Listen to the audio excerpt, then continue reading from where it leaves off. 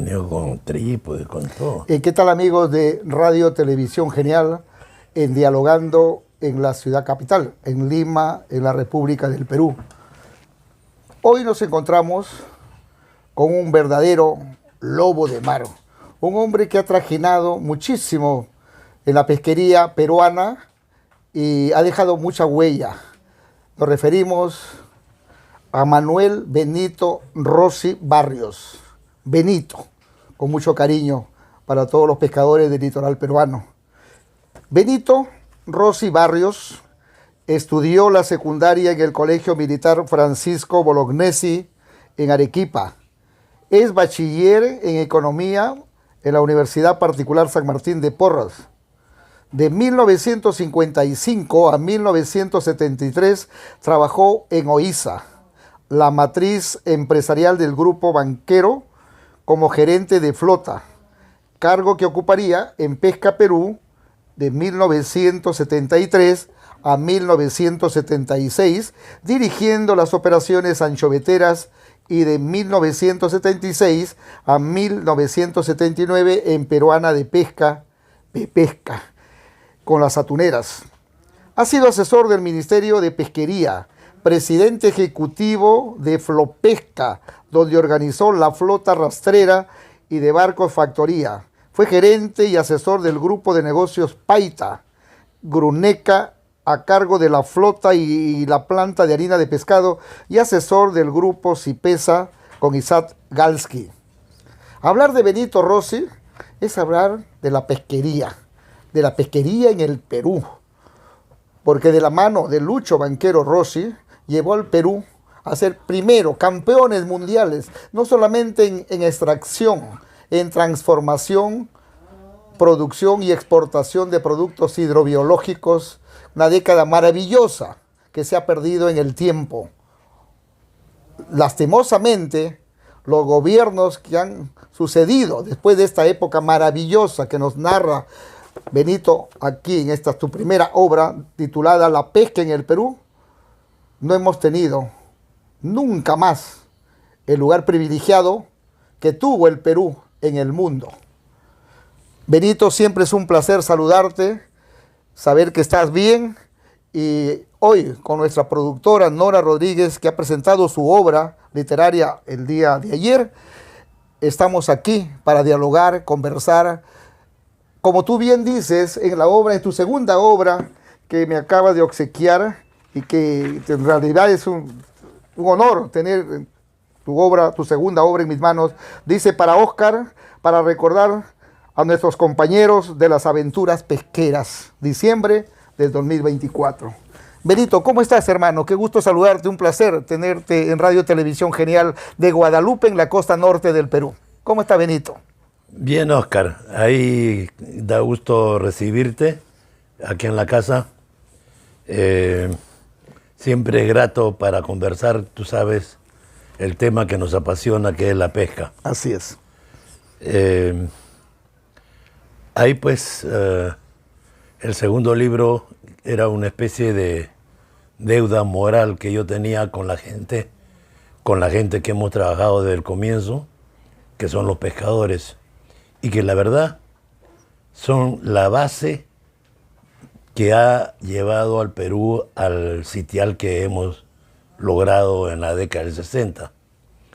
Los pescadores, en la biblioteca pesquera que tenemos, hay muchos libros sobre la anchoveta, exportaciones, empresas, exportaciones, etcétera, pero muy poco sobre pescadores. Exacto. Y el pescador, como te repito, es la base fundamental de nuestra actividad pesquera. Entonces, yo habiendo trabajado casi, no exagero, si el 90% de toda la vida que he trabajado ha sido con ellos, los conozco, los admiro, y tenía esa deuda de escribir un libro para ellos, de ellos, ¿no? Correcto. Conocí a Benito Rossi en 1976. Ingresé a Peruana de Pesca en el año 1975. Ya Benito venía trajinando con Lucho Banquero Rossi Y pues nosotros incursionamos recién de 19, 20 años y me enteré de la maravilla que era la flota pesquera nacional. Hablemos un poco de tus inicios, Benito, porque sé que desde muy niño el mar ya era una de tus pasiones. Entonces, nárranos, por favor, para esta obra, la primera obra que hice, La pesca en el Perú, donde hablas tú de tu vida, pero quisiera resumir para que nuestros amables televidentes, nuestros seguidores, que son cientos y miles, sepan quién fue Benito y quién fue Lucho Banquero, porque tú fuiste su brazo derecho, su hombre de confianza, y te iniciaste con él desde muy adolescente, ¿verdad? Cuéntanos, por favor. Bueno, la verdad con Lucho, obviamente nos conocemos por razones familiares desde muy niño. En Tacna. Primo hermano. Sí, mi papá hermano de su mamá. Y nos hemos criado ahí en Tacna, hemos nacido en Tacna, somos tacneños. Lucho nació justo un mes después de que Tacna se reincorporara al Perú, habiendo estado 50 años en manos de los chilenos. O sea que ha nacido en época ya del Perú. Lucho desde joven ha sobresalido en los estudios y esa es la razón por la cual cuando termina la secundaria en Tacna, a pesar de que el papá como italiano que quería que siguiera trabajando en la bodega en Tacna le llamamos al sitio donde se fabrica vinos. No es como Lima, que es un almacén. En Tacna a las bodegas le llamamos almacenes. Entonces, su padre quería que se quedara administrando su bodega, pero la mamá, mi tía Florentina, vio en él toda la capacidad que tenía y llamó al hermano, a mi tío Benito, que vivía en Trujillo, ya estaba un poco retirado, para que lo recibiera y lo apoyara para que ingresara a la universidad, cosa que hizo. Ingresó a la Universidad de Trujillo, a la Universidad Nacional. En Tacna estudiamos todos en el Colegio Nacional, no había colegio particular, en esa época no había, todo era nacional, todos estudiamos todos juntos, ahí no había diferencia de clase, ni de color, ni de nada. Entonces, Lucho entró a la Universidad de Trujillo y desde el comienzo en los estudios, él ya comienza a hacer negocios, ¿no? Hacen las prácticas, había un stock de jabones por las prácticas de... el hermano mayor, el hijo mayor de mi tío Benito, Mario, era ingeniero químico y trabajaba en Starkist, en la empresa Costco, en Costco. Y Lucho estudia también ingeniería química y comienza a vender los jabones que hacían de práctica por la universidad. Y ahí se dispara en comenzar a vender. Durante 5 o 6 años, él combina el estudio con comercialización, o sea, todo lo que podía vender y ganar plata, él lo hacía. En esa correría es que Lucho va a Chimbote, visita al primo Mario, que trabajaba en la pesquera. Mario lo lleva al muelle. Trabajaba, era empleado. Era el jefe Mario de control de calidad de Costco. Ah, correcto. Entonces, como ingeniero químico, él se encargaba del control de calidad. Y lo lleva a visitar a los muelles para que conozca y tenga una idea de lo que es. Y sobre todo, presentarle a los armadores para que le compraran aceite.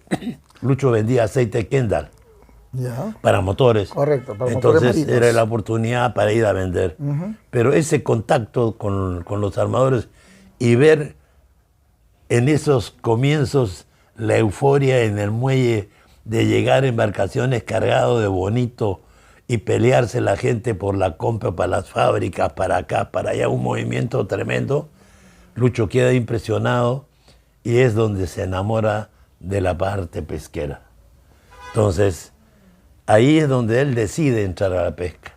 dejar todo ese movimiento de compraventa, de comerciante, y pasa a ser ya al campo industrial. Busca una planta, la encuentra en camino de Chiclayo a Pimentel. Había una fábrica conservera abandonada, quebrada, en manos del Banco Industrial. Lucho va a la compra y se la traslada a Chimbote, donde instala la planta en Florida, en el sector Florida, y justamente la llama Compañía Pesquera Florida a su planta. Y de la marca de conservas que posteriormente Correcto. tomó Florida, ¿verdad? Así es, perfecto. Ajá. Esa es su primera planta. Esto ocurre en octubre del año 55. Jovencito él. Él, claro, él acababa de terminar la universidad, tenía 23 años, algo así, claro, 24, claro. es cuando ingresa a la pesca. 26, 25, 26 años, pues ya había llevado su vida de comerciante. Yo, por casualidad, terminé mis estudios en el Colegio Militar, me vine a Lima y me alojé en la casa de Olga, la hermana de Lucho, pues el único familiar que conocía. Y justamente en esa casa es cuando llega Lucho en octubre, todo contento, que acaba de comprar la planta, la estaba instalando en Chimbote, y donde me ve a mí me dice, bueno, ¿qué estás haciendo? Y yo le digo, nada. Me dijo, vente acá a trabajar conmigo, ayúdame, porque aquí en Lima no necesito que me ayudes. Y me fui a trabajar con él. Entonces, el 5 de diciembre del 55, inicié mi trabajo con Lucho, o sea, justo cuando él comenzaba también en la pesca. Mira, pues, dos. Increíble. Ahí descubrimos el ambiente pesquero, el mundo pesquero, ¿no? Pienso que tanto Lucho como yo no teníamos idea. Una visión general. Claro, ¿no? De un nuevo mundo, pero que felizmente en estos comienzos, ¿no? Había mucho por hacer y nos dio la oportunidad de aprender, conocer, vencer problemas, resolverlos, en fin, comenzamos una vida muy agitada, muy fuerte, y fue la década del 60, para mí, la mejor época de la pesca en el Perú, porque la actividad que había en los puertos, no solamente Chimbote, Callao, etcétera, era de tal euforia que los pescadores, venían gente de todas partes a embarcarse y a aprender a ser pescador, los nuevos patrones, en las calles del Callao construían embarcaciones por todos lados porque la demanda era tremenda. Por eso en pocos años, desde el 60 hasta el 68, en el 68 el Perú alcanza el primer lugar de la pesca en el Perú. Y después en el mundo. En el mundo. En el mundo, el primer país pesquero del mundo. Por primera y única vez. Exacto. Lamentablemente, llega pues el famoso Velasco. Y expropió todo. Y nos mata a todos. En esta parte, perdóname que te corte, la conservera empezó a operar, a producir no solamente conservas, sino también harina y aceite de pescado seguramente, para local o solamente era exportación, o ambos, cubría ambos mercados. No. Todavía no había un mercado en el Perú de consumo de conservas. Correcto. Todo lo que había era una... No nos olvidemos que en la década del 50, pasado los 40, posteriores a la guerra, Europa estaba destrozada, había hambre y había un mercado tremendo para consumir alimentos, exacto, principalmente producto pescado, que era un gran alimento. Entonces el Perú comenzó a producir y exportar pescado. El negocio de la conserva siempre ha sido un poquito irregular, pero a fines del 50, 58, comienzan a instalarse las primeras plantas de harina de pescado. Del sobrante, los desperdicios de las plantas de conserva se usaban Como materia prima para la planta de harina. para la planta de harina. Correcto. ¿no? Entonces, después se descubrió la anchoveta, los patrones que salían a pescar bonito se tropezaban con cantidades de anchoveta y siempre nos decían, hagan algo porque hay tanto pescado que deberíamos sacarlo, se debieron sacar. Y cuando comienza la planta harinera, comienzan a traerse la anchoveta.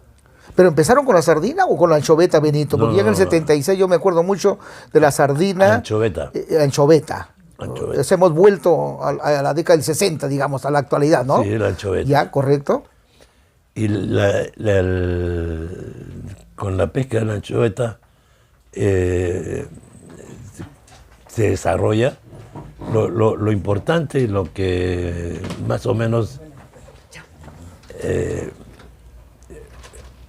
lo que ayuda y da un empuje al desarrollo de la harina de pescado es que en el Perú se descubren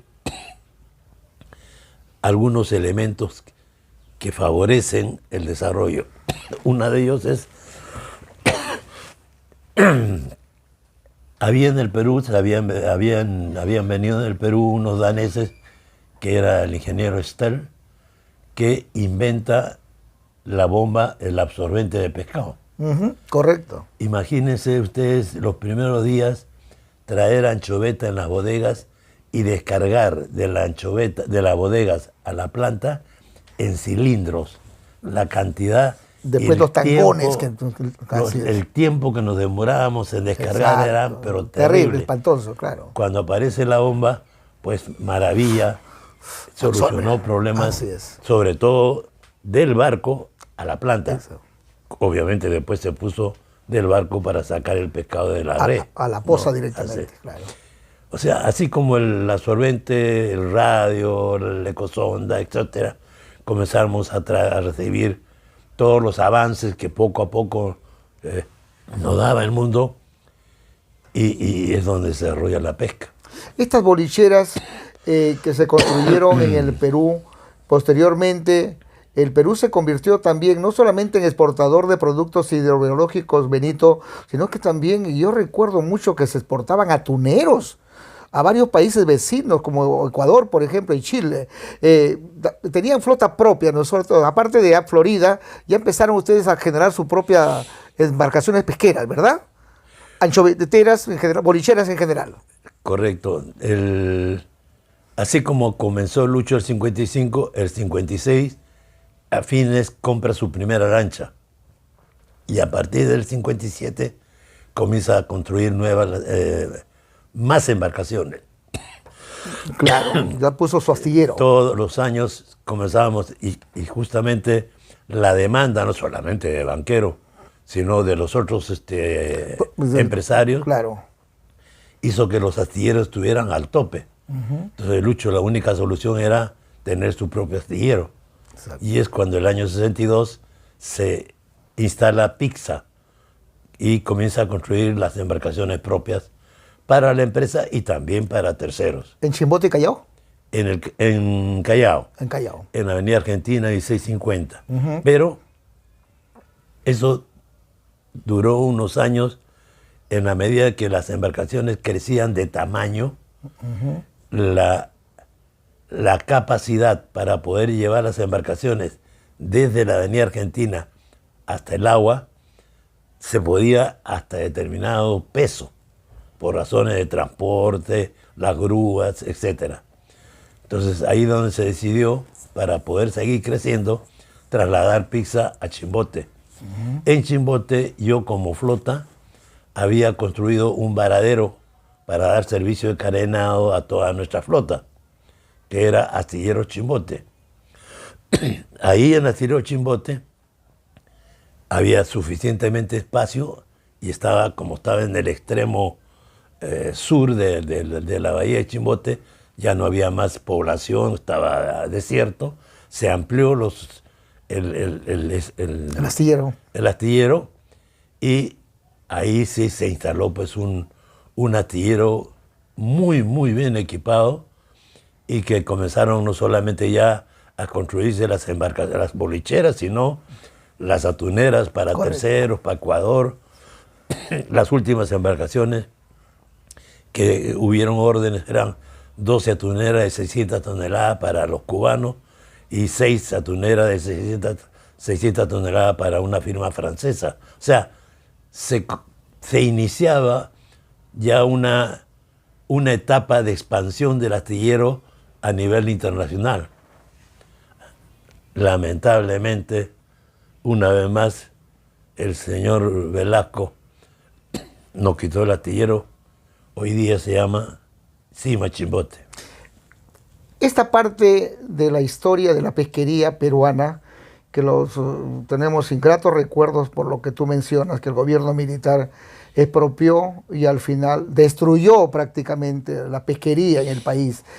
Sin embargo, este legado de Lucho Banquero y todo ese equipo del grupo OISA permanece en el recuerdo, y bien lo mencionas tú en esta segunda obra, Hombres con Agallas. Pero para llegar a esto, ustedes han trajinado, yo recuerdo mucho en el año 75 que por vez primera en abril, un 1 de abril de 1975, ingresé a Peruana de Pesca, Pesca cuando después ya nos conocimos, había tan cantidad de flota en el Perú que era del grupo de Banquero Rossi. Y como tú bien dices, no solamente era para tener sus embarcaciones propias, sino que también ya vendían a terceros, armadores del Perú y del extranjero.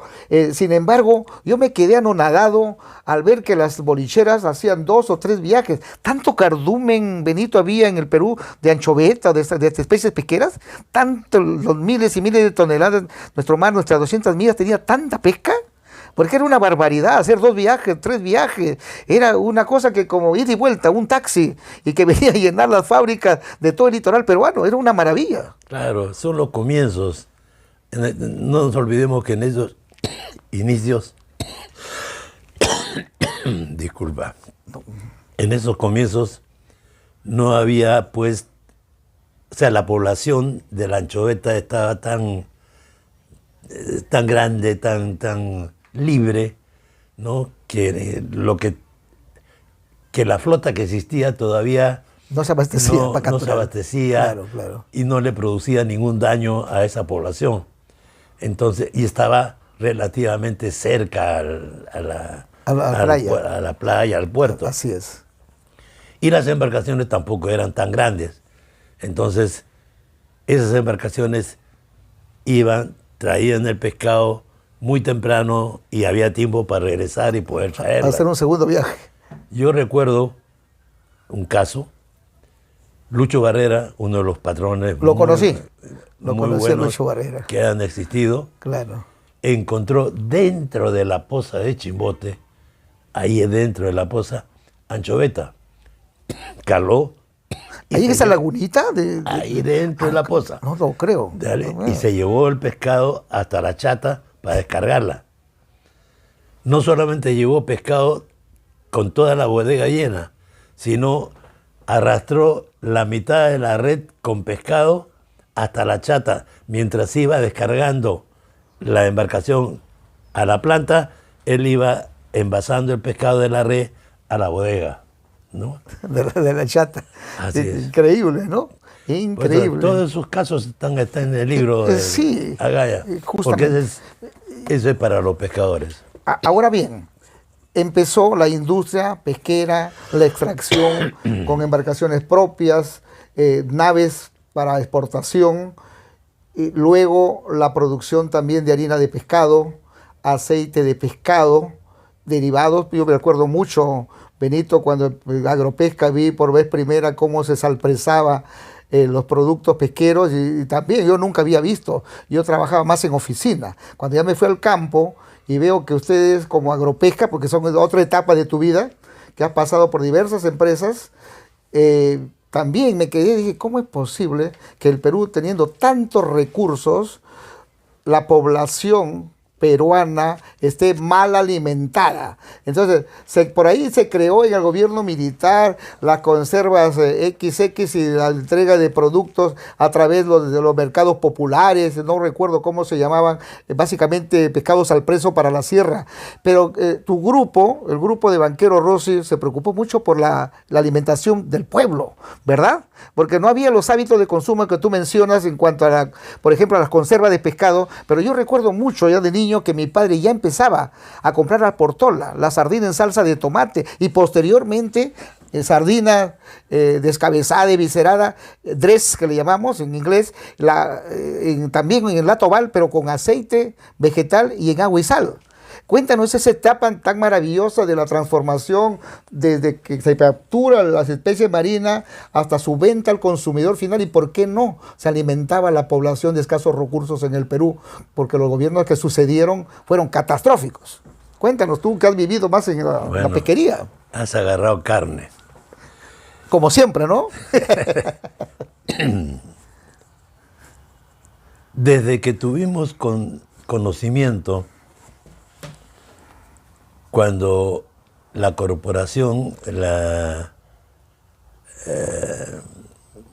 compañía administradora del guano, hizo investigación del mar para estudiar las aves que producían el guano, trajo muchos investigadores de todo tipo, ahí nace toda la investigación pesquera en el Perú, y con todos los estudios que realizaron, fueron los que nos dieron a conocer que teníamos uno de los mares más ricos del mundo, aquí en el Perú. Y en la misma época que toda la vida hemos sabido que tenemos una población que necesita de una buena alimentación, porque no hay los recursos para poder abastecerlos como debe ser. Siempre se pensó que el mar era la respuesta para poder alimentar a la población.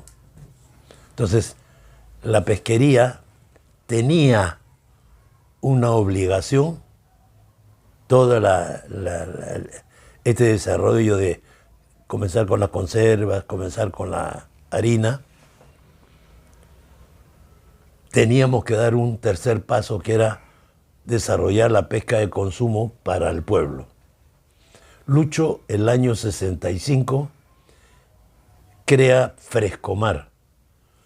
Esta empresa fue dedicada, se creó para armar una flota pesquera capaz de traer pescado y ofrecerla justamente a la población.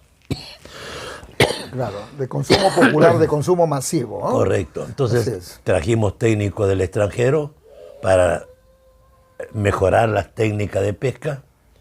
Viajamos a España y trajimos 2 barcos españoles, un congelador y 2 congeladores para probar. Estábamos, igual que en la pesca de harina y en la conserva, comenzando, aprendiendo, ¿no? Conociendo, usando las nuevas mejoras o los desarrollos que se iban dando en el mundo para poder usarlas aquí en el Perú. Todo eso con toda seguridad, con absoluta seguridad, que esa empresa Frescomar, si lo hubiesen dejado desarrollarse, hubiese conseguido, igual que en la harina, una flota tan bien hecha que hasta hoy tendríamos un abastecimiento normal, regular para esa población. Lamentablemente, y ese es el motivo, te adelanto, de que estoy terminando mi tercer libro sobre la desgracia del asesinato de Lucho Banquero. Porque nos cortaron la viada los gobiernos que deberían apoyar. Todos los gobiernos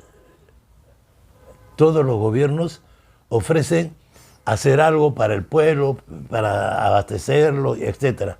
y ninguno ha hecho ni siquiera apoyar a las empresas que han querido hacerla para poder lograr esto de acá. No sé, hay una especie de maldición que no se puede. No es necesariamente maldición. Yo creo que son envidias o apetitos politiqueros lo que han llevado a esta catástrofe nacional. Porque yo recuerdo mucho cómo se le recibía a Lucho Banquero, cómo lo aclamaban en los puertos que llegaba. Yo veía en Chicama, por ejemplo, a un niño que iba de paseo en el verano, Chicama, Coixco y Chimbote, lo aclamaban a Lucho Banquero, lo querían tanto. Cada discurso él era una multitud de hombres y mujeres, porque todos se beneficiaron con la pesquería en el Perú. Ahora bien, él es la persona tan joven como un empresario de éxito, y los politiqueros no perdonan, pues al hombre de éxito siempre tratan de cortarle los brazos o las piernas, de mutilarlo. La envidia que no pueden creer que un joven talentoso, emprendedor, logre lo que nunca lograron los politiqueros de toda la vida. Por eso el Perú está como está. Muchos detractores en aquella época decían, no, que Lucho Banquero depredó. Falso, porque había tanta pesca, y tú como técnico en la materia quizá me des la razón, y la razón a los miles de seguidores que tenemos. Era necesaria las capturas. Ustedes recuerdan que en la época del fenómeno del Niño, cuánto langostino se varó en el litoral peruano. Igual hubiera pasado con las otras especies marinas, que si no lo capturabas, se seguía reproduciéndose y había una mortandad general. ¿Es correcto esto, Benito? El desarrollo de la pesca, no hubo antes nada que nos enseñara qué era lo bueno y qué era lo malo. Todo estaba por hacerse, por conocerse, por investigar, por aprender. Todo eso se tuvo que hacer desde el comienzo en la pesca. ¿Se cometieron errores? Sí cometimos errores. Pero así como lo cometíamos, lo corregíamos y lo mejorábamos para no volver a realizarlo. ¿Se excedieron en la flota? Sí. Yo me acuerdo que Lucho me encargó hacer un estudio para reducir la flota y ya comenzar a poner las cuotas de pesca y todo lo demás. Lamentablemente el gobierno militar entró y hizo otra cosa. Pero así como la anchoveta, hubieron alzas y bajas, épocas buenas y épocas malas, pero al final, con todo el aprendizaje, hoy en día, desde el año 1900 y pico hasta hoy, la anchoveta es la base de la industria de harina de pescado, una de las columnas básicas en la economía del Perú hoy. Con todo lo aprendido, es la administración de la pesca anchovetera y harinera es uno de los ejemplos en el mundo cómo se debe administrar una pesquería. Y para aquellos amigos de Dialogando y de Radio Televisión Genial que nos están siguiendo y nos están haciendo algunas preguntas, ¿cómo obtener esta primera obra, La pesca en el Perú, por Benito Rossi, su primer libro, y luego Hombres con agallas? Benito, ¿dónde pueden adquirir estos libros? Nos están preguntando de provincias, de varios puertos, e incluso de mi ciudad, Guadalupe, en la provincia de Pacasmayo. ¿Dónde pueden adquirir estos libros?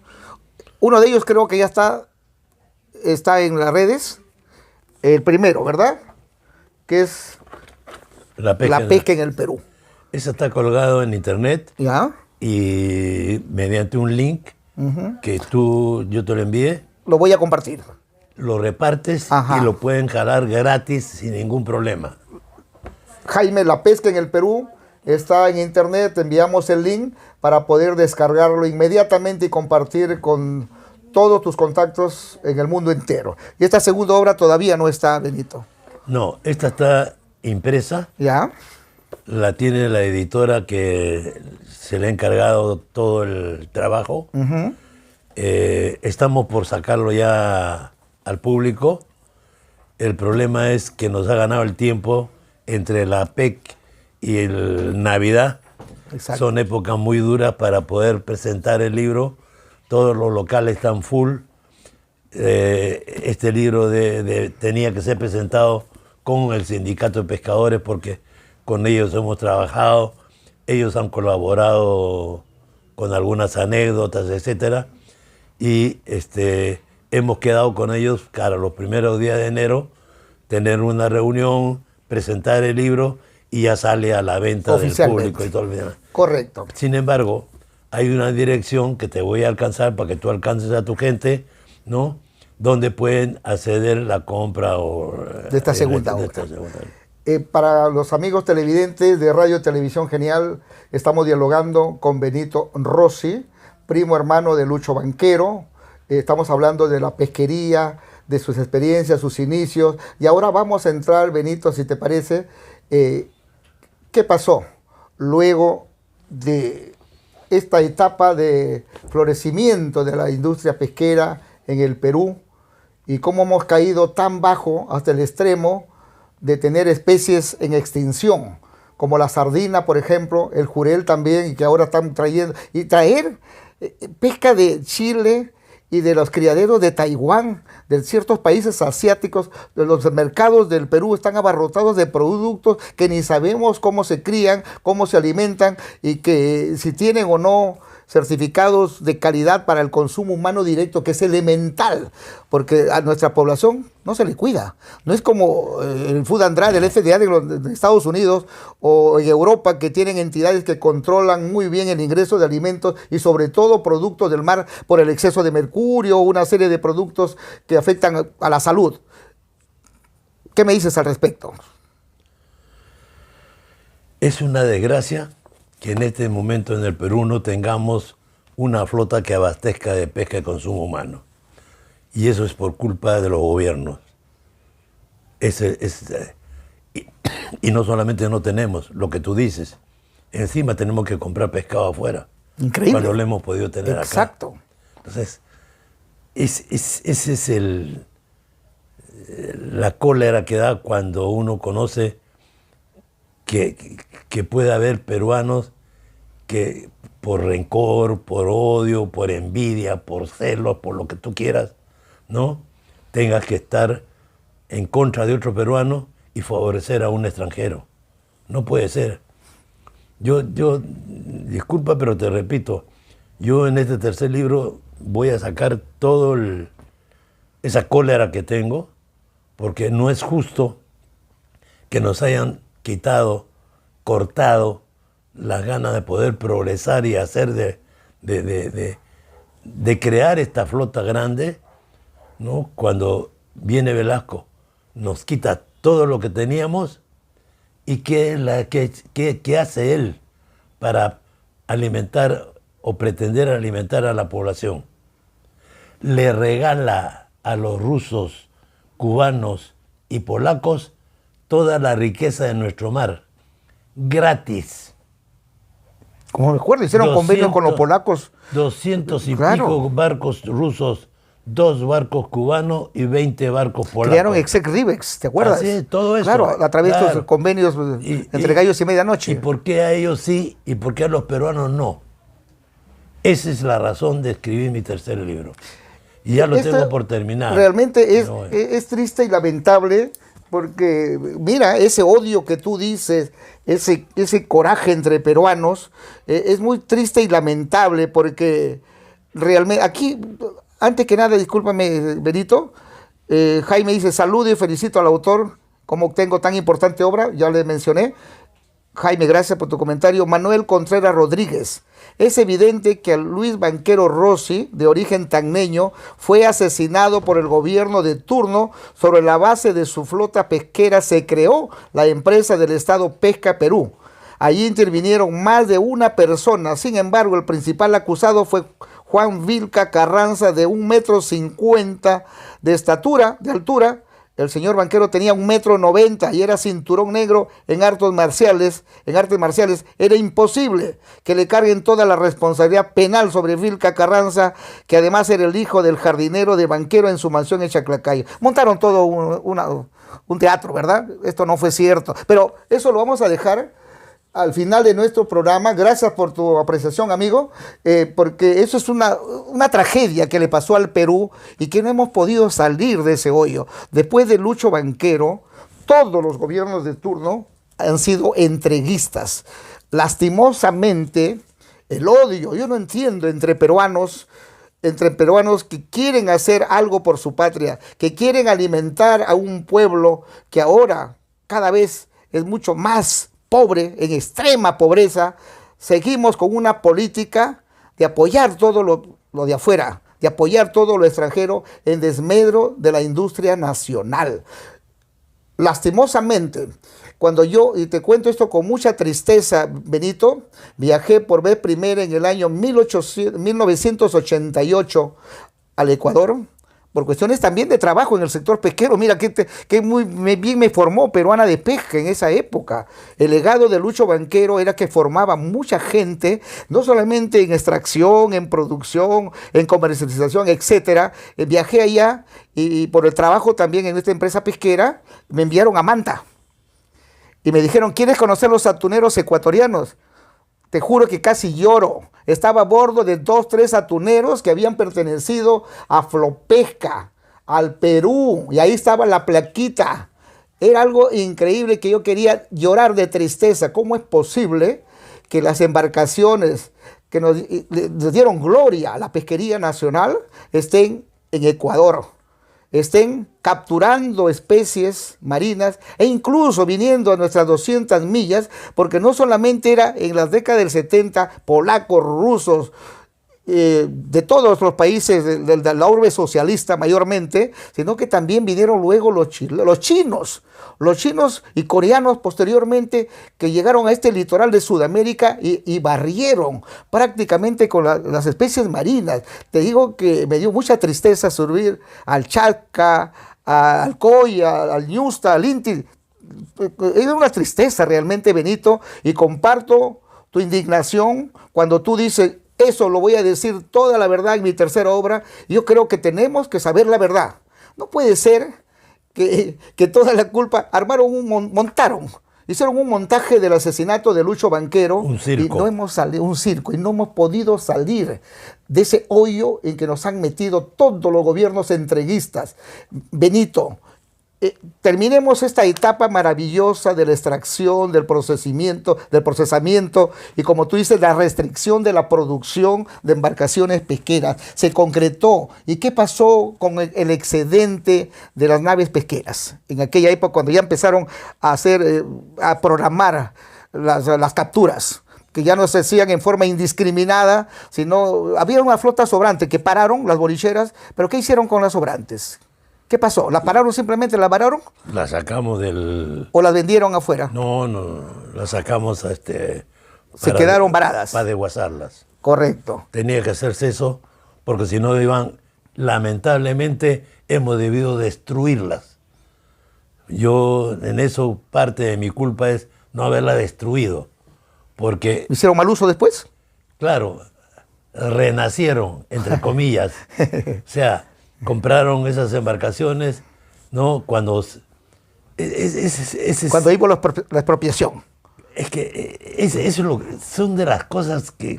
Por eso es que he tenido que escribir el libro. Pero creo que lo hace de muy buena fe, ¿no? Porque no ha habido ninguna mala fe de que alguien lo iba a reestructurar y ponerlo de nuevo a pescar, ¿no? No me arrepiento de eso. Te explico. Cuando nace Pesca Perú, ¿no? Racionalizamos la pesca. Correcto. Coge la flota pesquera. Ok. 2 años después, 3 años después, la vuelve a vender. O sea, la privatiza. ¿Cómo? Entonces, un gobierno que toma de golpe, porque es un golpe militar, que asume el gobierno sin ningún plan, todo así desordenado, ¿no? Dando tuntún, hoy te estatizo, te quito todo, mañana lo privatizo, una parte, o sea, no sabe qué hacer. ¿Para qué entonces estatizó toda la flota y destrozó y malogró? Yo tengo una anécdota para ese caso, que es el de Fernando Pasos Cairo, un armador español, pero era peruano, porque cuando vinieron los españoles, vinieron sin nada, ni de plata ni de nada, vinieron con familias huyendo de la guerra civil a hacerse una vida nueva en el Perú, y lo hicieron, ayudando y trabajando duro. Uno de ellos, Fernando Pasos, estuvo en las lanchas que le quitó el Estado. Que le dijo en mi delante Fernando Pasos, amigo mío, al general Tantaleán: ustedes no me han quitado una embarcación, ustedes me han robado 30 años de mi vida. Y esa es una verdad. Una embarcación es una embarcación, pero no representa que para poder lograrle, ese hombre trabajó 30 años, que es lo que representa. ¿Y qué es lo que pasó en Chimbote con el caso de los hermanos Saavedra? Tú averíguate. 3 pescadores que pasan a ser patrones, que pasan a ser armadores, que ponen una planta industrial y que después se estatiza, y de haber luchado toda su vida para subir, y después verse que le quitaron todo, ¿no? Los Saavedra que tuvieron su planta frente a Agropesca en Tierra Colorada. Así, Pedro. No. ¿Son otros Saavedras? Otros Saavedra. Ya. Pedro Saavedra es el de Paita. El de Paita. Correcto. No, es un ingeniero, un amigo de ahí que trabajamos. Bueno, ya. En Chimbote, en Coixco. Ya. Ahí pusieron ellos su planta. Pescadores, como Lucho Barrera, que de pescador salió a ser armador industrial. Exacto. Así también eran los Saavedra. Sin embargo, una patada en el rabo y lo botaron, ¿no? Entonces, todas esas cosas yo las tengo que decir, las voy a decir, las estoy diciendo porque ya estoy por terminar el libro. Benito Rossi está con nosotros en Dialogando, para aquellos que recién se enlazan a través de Radio Televisión Genial, hablando sobre la historia de la pesquería del Perú.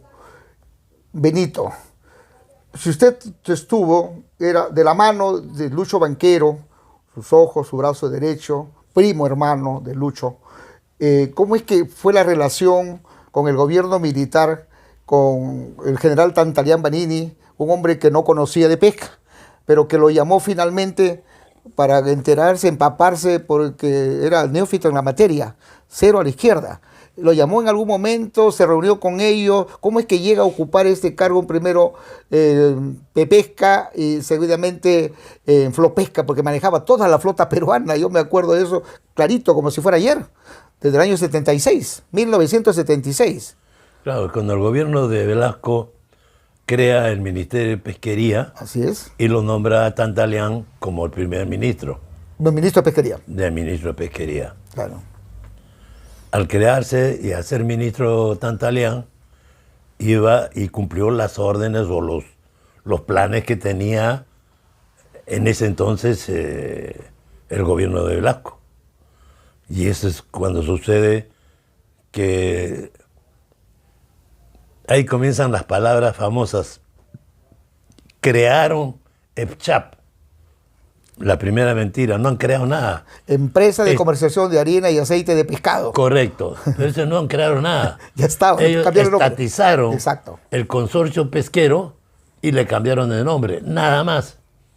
Que crearon Pesca Perú, no, le quitaron todas las empresas a los industriales y se la dieron. Incluso el modelo de OISA, que era la organización administradora de todo el grupo banquero, quería que sean el Pesca Perú, o sea de Pesca Perú. La sorpresa que se llevaron era que OISA no estaba estatizada, porque no era empresa pesquera, era una compañía administradora. Y ahí se tuvo que negociar con Castro Mendívil, gerente general de OISA, porque quería que Castro Mendívil fuera gerente general. Era un consorcio, OISA, ¿no? ¿Verdad? ¿Nacional o con aporte también de capital extranjero? No, nunca había capital extranjero con Lucho. Perfecto, Lucho 100% nacional. 100% peruano. Correcto. Y su sudor. Ajá. No le ha costado a nadie, no hay un sol de nadie más ahí. Y ahí todas esas creaciones, entre comillas, del gobierno militar no han sido creaciones, todo ha sido estatización. Pantalla poniéndole un nombre, pero Perú, todo era Perú. Lo único que hicieron crear EPSEP, correcto, Pepesca. Ese es. Pero Pepesca, a pesar de todo lo grande que haya sido, en mi concepto ha sido un error del gobierno militar. ¿Error por qué?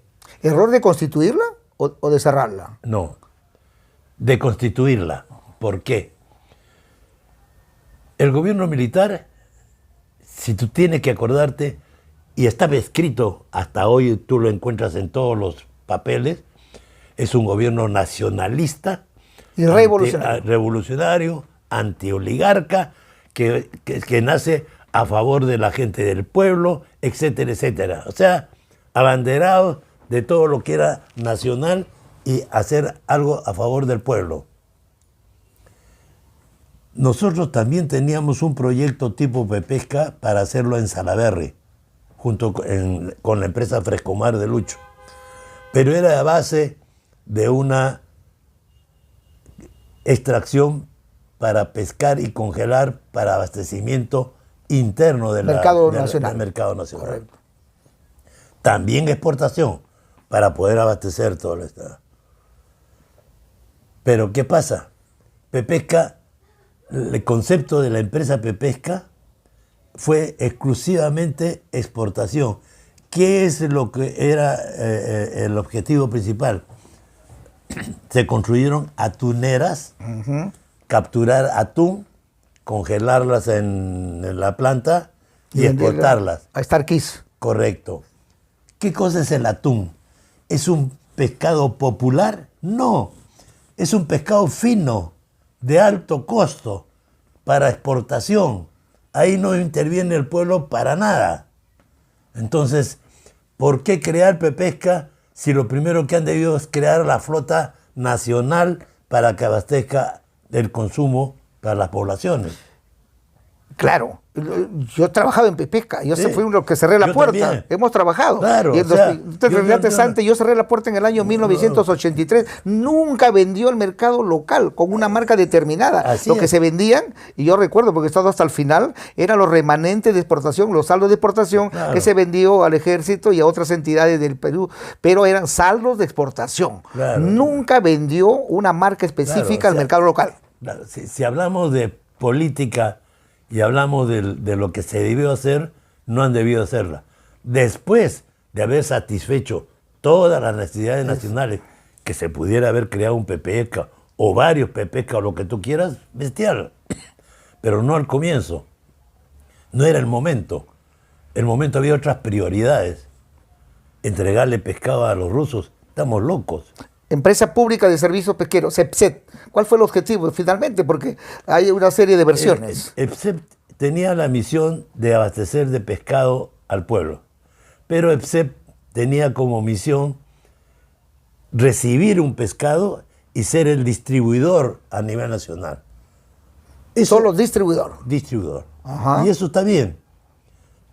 Construyeron cámaras frigoríficas en diversos puertos, los famosos TPZ, Así es. terminales pesqueros Terminal zonales. pesquero zonal. Me parece bien porque eran sitios donde iban a recibir un pescado congelado antes de distribuirlo Para consumo masivo. para consumo masivo. El problema no estaba ahí. El problema es quién le ponía el pescado a EPSEP. Ese es el problema. Todo el mundo habla de la pesca y todo lo demás, pero hablan del pescado una vez que está en el muelle.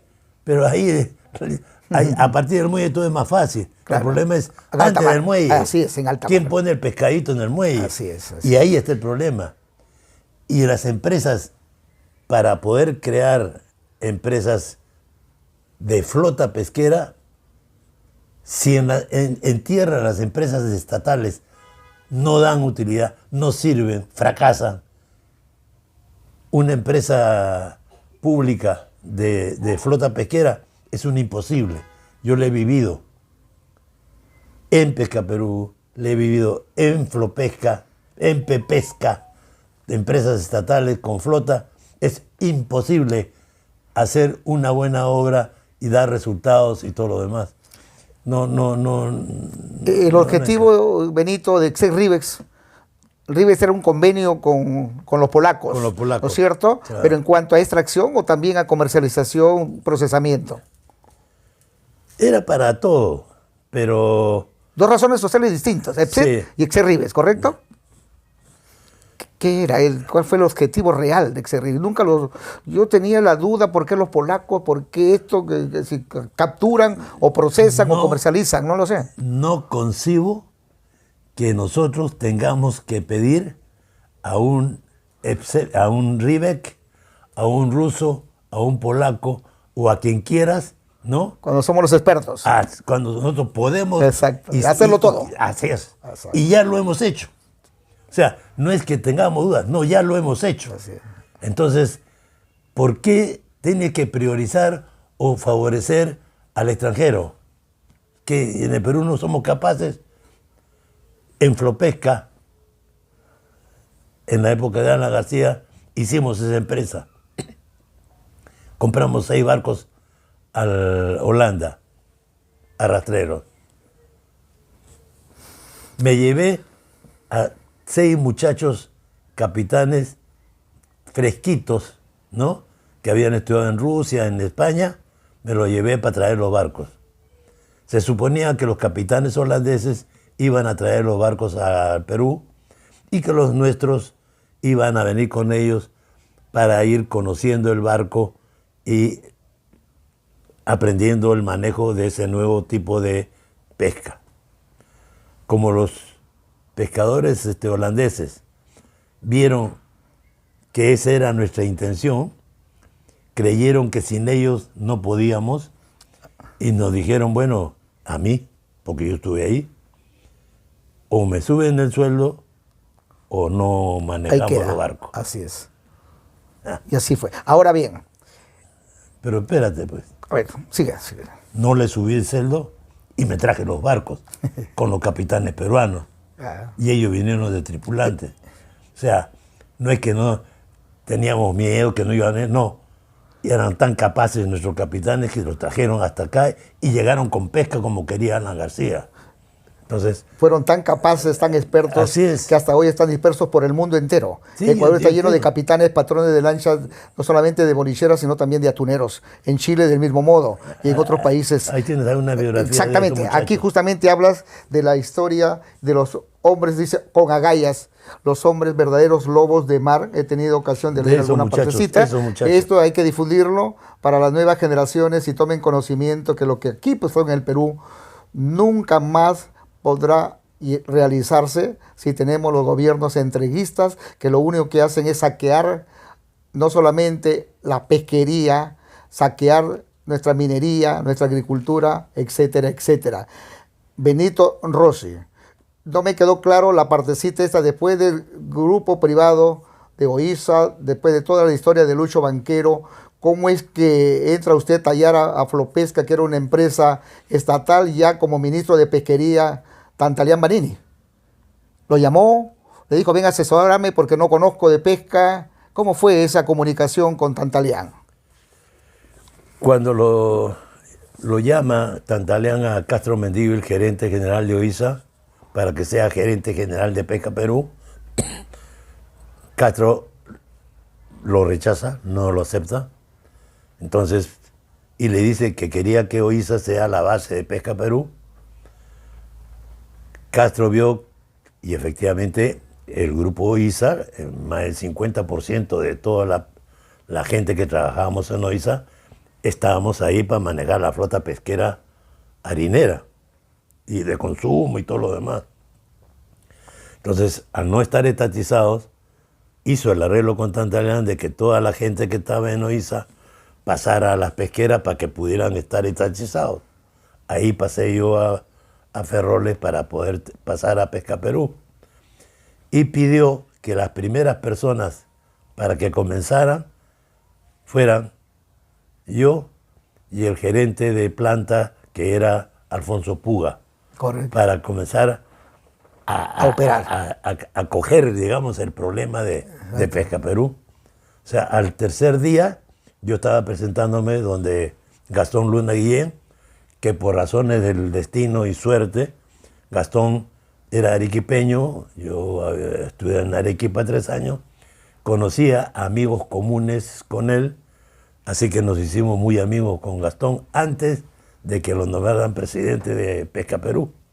O sea que cuando fui a presentarme, encontré a un amigo y bueno, sus palabras fueron: Benito, tú vas a ser el gerente de flota de acá, de la empresa. Cuando le dije, ok, dame la lista de las embarcaciones para hacerme cargo. Ah, me dijo, ahí comienza el problema.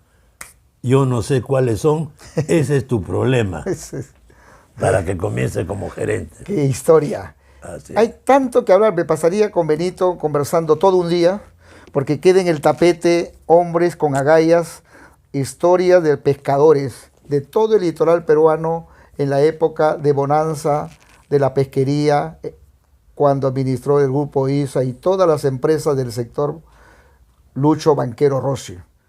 Entonces queda en el tapete, Benito, analizar. He leído parte de los hombres que tú mencionas aquí, que son los capitanes, tripulantes, bahías, hombres de tierra que laboraron con Lucho Banquero y que tú lo recuerdas aquí con mucho cariño y que le rindes homenaje a estos verdaderos hombres de mar. Esto será en una segunda entrevista, mi querido Benito. Del mismo modo, no quiero irme, nuestros oyentes, seguramente nuestros televidentes estarán pensando, hizo una consulta, cuanto menos no fue Vilca quien asesinó, montaron todo un circo. ¿Te queda claro esto? Y que los televidentes también sepan la verdadera historia, quién o quiénes o cómo se armó esta patraña de eliminar a Lucho Banquero Rossi. ¿Qué piensa, mi querido Benito? Yo sé que eso es una tristeza honda que lo tiene usted en el corazón, pero sería importante dar tu opinión para que la población, el Perú y el mundo sepa qué es lo que realmente pasó con Lucho Banquero. Me disculpas, en el libro lo voy a poner quién fue y por qué lo mataron. No fue Vilca. Definitivamente no lo es. No fue una persona. No fue una persona. Y montaron todo un show con Vilca y todo lo demás. Ese es un teatro que nadie lo cree. Pues, o sea, quien conozca a Lucho Banquero no puede creer esa patraña. Ese es un infame, un invento que han hecho los que causaron la muerte de Lucho. Pero lo más importante y las razones por haber escrito este nuevo libro es para llevar a la gente a convencer por qué creo que no fue Vilca y por qué creo en quienes lo mataron y por qué lo mataron. Entonces, ahí explico toda una serie de caminos y razones y las cualidades de un Luis Banquero para poder decir que Lucho estuvo ahí, lo aceptaron, calladito, a él lo golpearon, él no hizo nada, no habló. Es decir, es imposible. Yo digo y lo repetiré. Para mí, lo que dicen de la culpa de Vilca es un imposible. Eso no existe. Es un teatro, definitivamente. Un teatro, un circo. Me contaste fuera de cámaras en una oportunidad que ya había recibido amenazas antes de su asesinato. ¿Es cierto? El 26 de noviembre, 5 semanas antes, yo bauticé a mi quinta hija en el hogar de la madre. Ahí nació, la bautizamos en la capilla. Lucho fue el padrino de mi hija. Estuvimos con su mamá, mi tía Florentina, su hermana Colga, que fue la madrina. En fin, una cosa muy, muy familiar e interna. Ese día Lucho me coge del brazo y nos vamos caminando a la puerta de la vivienda. Sí, de la clínica. Y ahí donde me dice, Benito, yo aquí en el Perú ya no me dejan hacer más. No vamos a poder desarrollarnos como queremos. Nos vamos afuera. Te vas conmigo. Ve con la familia cómo vas a ir. Piensa cómo vas a hacer. No digas nada, yo te paso la voz.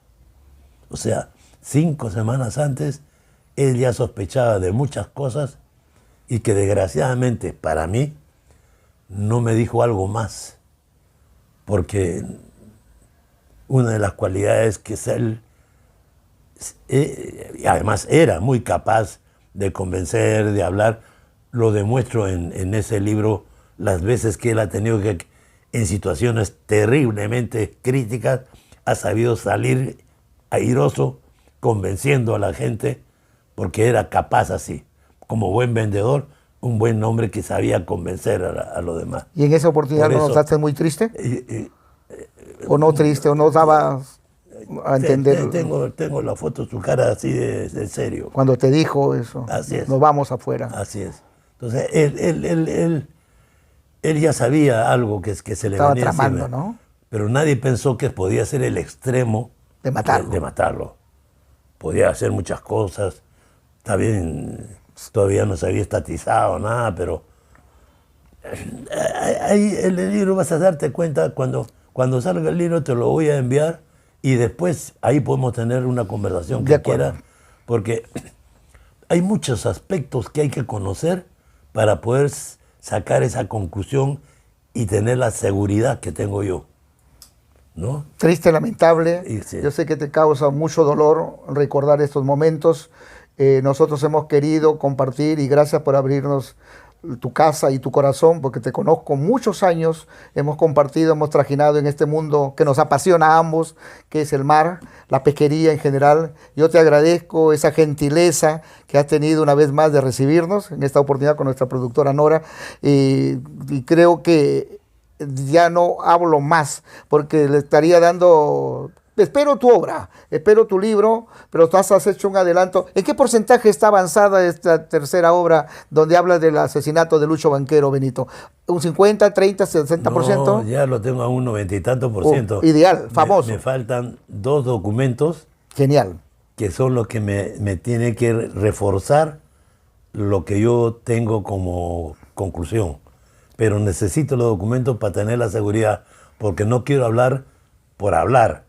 Quiero hablar sobre bases legales, reales, etcétera, ¿no? Con nombres propios. Así es. Con documentos sustentatorios. Muy bien. Siempre grato, mi querido Benito, conversar contigo una vez más. Volveremos pronto cuando ya estés presentando tu tercera obra sobre Lucho Banquero Rossi. Infinitas gracias a nuestros amables televidentes del Perú y del mundo que nos han seguido a través de nuestro portal digital Radio TV Genial. En esta oportunidad desde Lima, casa de Benito Rossi, primo hermano de Lucho Banquero, hablando sobre pesquería. Muchísimas gracias, Benito. Muy amable por esa gentileza. Muchísimas gracias a ti. Te agradezco esta oportunidad y ya seguiremos conversando como siempre lo hemos hecho. Muchísimas gracias, amigos Gracias. de Perú y del mundo. Con ustedes, hasta la próxima. Mañana tenemos también un día muy agitado en la ciudad capital. Estaremos haciendo varios reportajes. Ya les estaremos dando las primicias. Un abrazo para ustedes desde Lima, Óscar Espinosa, con Nora Rodríguez Herencia en nuestra producción. Les decimos chao. Gracias.